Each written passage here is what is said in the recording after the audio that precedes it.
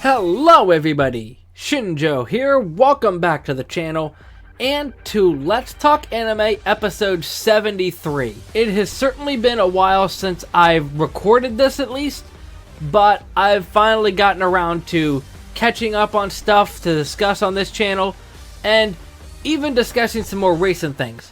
So, let's get into it. First up is Chillin' in Another World with level 2 cheat powers.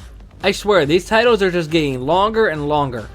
So, the basis of this show is we have Fleo, who was reincarnated into another world, yada yada yada. I'm sure you know the gist of it.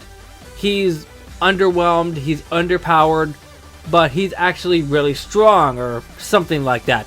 I gotta be honest, I forgot about that. And the interesting thing about it is I watched the first 2 episodes back to back and just got around to watching episode 3 the other day. And I'm not gonna lie, when they mentioned about Fleo being from another world, being reincarnated, I honestly forgot about that. I honestly forgot about anything involving him. But let's get into the things that I like about it first. So, obviously, Fenris is a character that absolutely steals the show. She's really the highlight of the show in my opinion.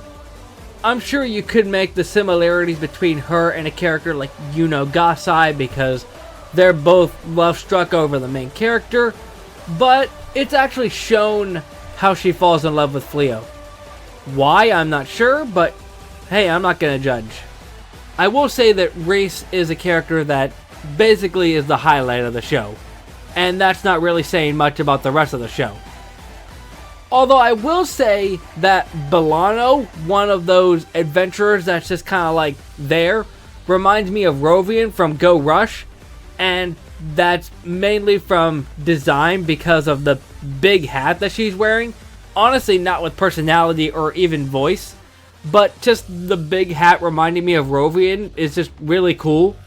That doesn't really mean much, I just wanted to bring it up. Now for the things I don't like. Like I've hinted at before, I just don't really like Fleo.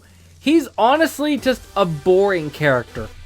Although it makes sense because in my opinion, he's probably just meant to be a character where it's a placeholder for the people watching, where you can relate to him and feel like you are him. But at the same time, there are moments that he does have some sort of character. Like in episode 3 when he fights off against that monster from the demon world. There are moments that he has some form of a personality. But there are just so many where he just feels like cardboard that it doesn't really allow me to relate to him in any way. While I wouldn't say that it's boring per se, I will say that the only things that I'm gonna remember from the show in a year's time, in 2 years' time, is going to be Fenris and the opening. Not because I necessarily like the opening, but more because it is just a massive earworm. But I don't know. At the end of the day, I'm willing to give the show maybe like a 5 out of 10.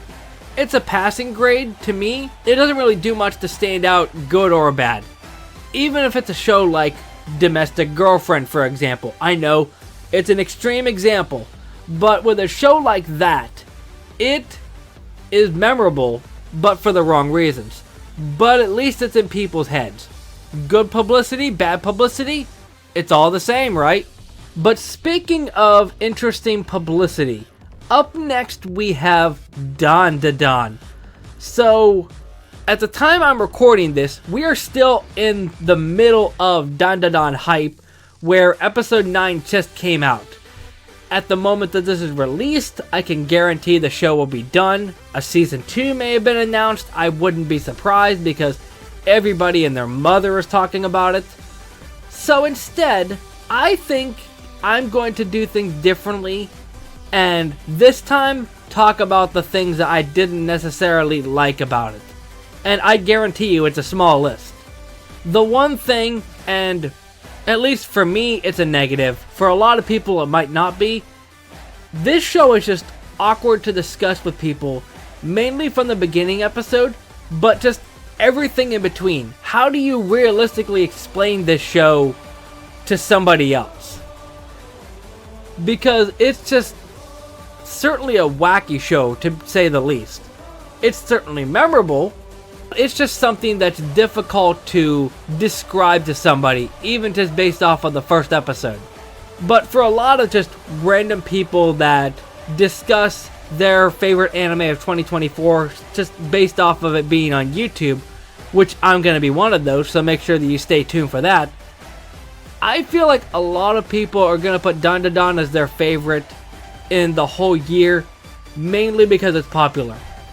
In a way, it kind of reminds me of a situation like Demon Slayer, where the plot is kind of wishy-washy, but the thing that carries it is the animation and the characters and the episode 19, where DanDaDan isn't necessarily the same.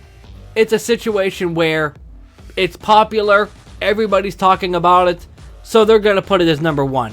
Whether or not it deserves it is up to your interpretation, but I can already just see it coming, and I'm going to get really tired of seeing people put DanDaDan at number one. I may be proven wrong, but I just got that feeling, because it's one of those things where it's the big hip new anime of 2024, so I feel like that's going to be the case. But let's talk about the good stuff. So obviously I mentioned the first episode, and even later episodes as well, that fall into the awkward territory. But overall, it is a really enjoyable show. It's a very unique premise. It kind of takes parts from different shows in a way and turns it into a Frankenstein monster. And while I did rag on it for potentially being everybody's favorite of the year, it is a lot more memorable from a lot of things I've watched in 2024. Mainly from plot and characters, although a lot of the songs don't necessarily hurt as well. And another thing, while I didn't include it on here, Okarune's a really funny character as well, especially with his other personality. I'm not sure what you would necessarily call it. I didn't actually think too much about what that's actually called. I probably should have checked. But like, his different form where he just started getting depressed. I know this comes out as wrong, but I really enjoy that. And even a character like Ira, where in the most recent episode, and probably a lot of episodes, she is a little bit much. The episode with Acrobat Silky honestly does a lot to develop her and kind of make me feel for her. And I know there's like a meme character right around the corner that I haven't even met yet, so I don't know if this is going to age it well or not, but I'm hoping that he's as funny as a lot of people says that he is. And then of course we got to talk about the woman of the hour, Momo. In my opinion, Momo is the highlight of the show. While I wouldn't say that the other characters are bad necessarily, she reminds me of a character like Maka in Soul Eater, where Okarune is probably the main protagonist, but Momo does a good job of being the co-protagonist in DanDaDan. She's got a really cool attitude, and her personality is more than just a damsel in distress, and I really appreciate that. But at the same time, I'll definitely be discussing DanDaDan more when I get to my top 10 anime of 2024, but overall, it is an enjoyable experience. I think at the moment, without seeing the last couple of episodes, I'm willing to give it maybe an 8 out of 10. And finally up, we're talking about Dragon Ball Daima. This was one I mentioned that I was going to watch in my own time when the seasonal anime came around, but I didn't get around to actually watching it until maybe a month ago, and I am 7 episodes in, I believe. It's either 6 or 7, but regardless, it is honestly a breath of fresh air for Dragon Ball. While I wouldn't say that I kept up with everything from Super, because I know that the first couple of arcs were essentially clip shows of like the Frieza movie and all this stuff.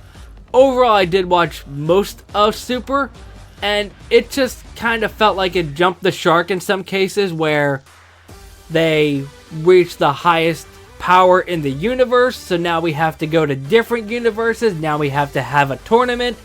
It just felt like they had to keep one-upping themselves. And with Daima, it kind of goes back to the original formula of Dragon Ball, where it's just a lot more simple. And it certainly is a basic concept, especially down to the fact that it could be paralleled to Dragon Ball GT as well, with them turning into kids. It makes a lot of sense, especially coming right after the Buu saga, which I really enjoyed Majin Buu as a villain anyway. But it's just a simple concept, because we got this new King Goma. They get threatened by these humans and Namek and Saiyans that beat Buu, that they turn them all into kids. And then we have Glorio, who comes in to basically try and fix everything, and so we're going on an adventure. It's just really simple but really cool. I do also appreciate how they essentially had a recap of everything that happened in Z in the first episode, because while I do remember watching it, it has certainly been a while, so it's nice to refresh everybody's memory on that.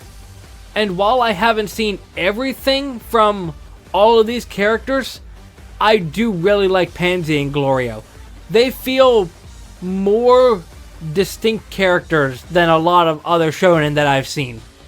Even Glorio, where we don't know everything about him yet. Honestly, by the time that this episode comes out, we still might not know everything. There's certainly something hidden with what's going on with Glorio, but he's honestly just really cool. And even Pansy, like I mentioned earlier with Momo, Pansy comes off more than an actual character rather than a damsel in distress like a lot of other females in shonen will be. Even characters like King Goma and Arinsu and Degisu, a lot of them haven't really had much screen time, but they're also really memorable.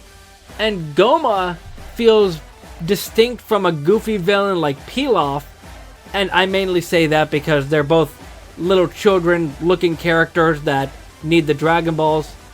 But the thing with Goma is, while he does come off as goofy sometimes, he can actually back up his threats. The only thing that I would say is a problem for me with the show is Goku's stupidity. And I suppose that's the same with any Dragon Ball iteration, but it just gets to the point where Goku's stupidity with a lot of things is unbearable at times, but it doesn't necessarily ruin the show for me. Although I suppose at the same time you could argue that Goku's stupidity is part of his charm. It just gets to the point where I'm tired of seeing these shonen protagonists that are always thinking about fighting, always positive, always upbeat. It just feels like the same character retreaded over again, even though it is a new character overall. At the same time, it's hard for me to give it a solid ranking since I'm less than 10 episodes in, but I'm certainly willing to give it a 7.5 out of 10. It may be increased further depending on how the rest of the show goes, but it is a show that I am really enjoying and certainly brings me back to the days of watching old Dragon Ball Z.